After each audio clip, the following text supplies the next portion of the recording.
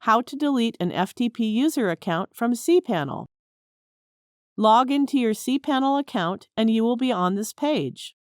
Go to the Files section and click the FTP Accounts. Now scroll down to the FTP Accounts section.